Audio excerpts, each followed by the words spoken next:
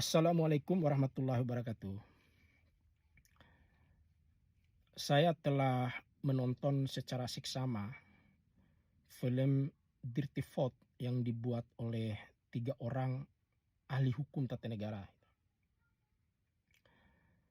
Di film tersebut ada satu segmen di mana mereka menyoroti secara tajam eksistensi PJ kepala-kepala daerah gitu ya.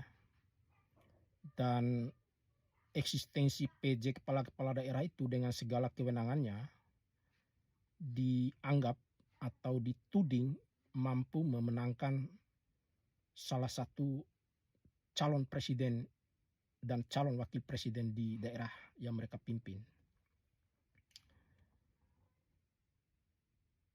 Itu tudingan yang tidak memiliki dasar secara teoritis dan dasar secara faktual. Karena memang ketiga ahli hukum ini tidak menaruh teori-teori atau cara pandang politik untuk membaca fenomena politik, relasi kuasa, relasi rakyat dan penguasa pasca reformasi, terutama pasca reformasi. Kalau kita melihat, mencermati pasca reformasi sampai hari ini, di mana eksistensi penguasa dan seluruh perangkatnya itu telah mengalami desakralisasi. Presiden dan seluruh perangkat kekuasaannya juga telah mengalami desakralisasi dan demitologisasi. Apa maksudnya? Yaitu penguasa tidak lagi sakral.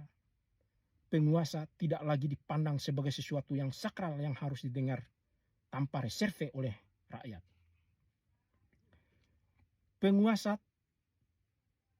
tidak lagi diikuti keinginannya tanpa reserve oleh rakyat. Dan pada saat yang sama, rakyat meredefinisi hak dan kewajibannya di hadapan negara dan penguasa. Bahkan hari-hari ini rakyat mampu merunut daftar haknya dan pada saat yang sama bahkan lupa tentang daftar kewajibannya. Itu artinya bahwa rakyat tidak semudah yang kita bayangkan untuk kita paksa, untuk kita mobilisasi, untuk kita giring untuk mengikuti kehendak penguasa. Apalagi kehendak PJ kepala daerah.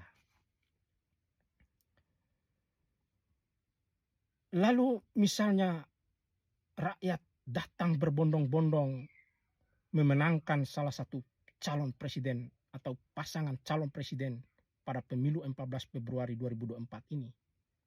Mereka datang ke TPS dengan penuh kesadaran. Mereka berbondong-bondong memilih calon presiden dan calon wakil presiden. Apakah kita tuding? Apakah kita curigai? Apakah kita fitnah? Apakah kita curigai bahwa rakyat itu datang atas mobilisasi, atas paksaan, atas perintah, atau karena dibayar oleh penguasa? Saya kira itu cara pandang yang menghina rakyat, cara pandang yang mencurigai rakyat, bahkan mendemoralisasi rakyat.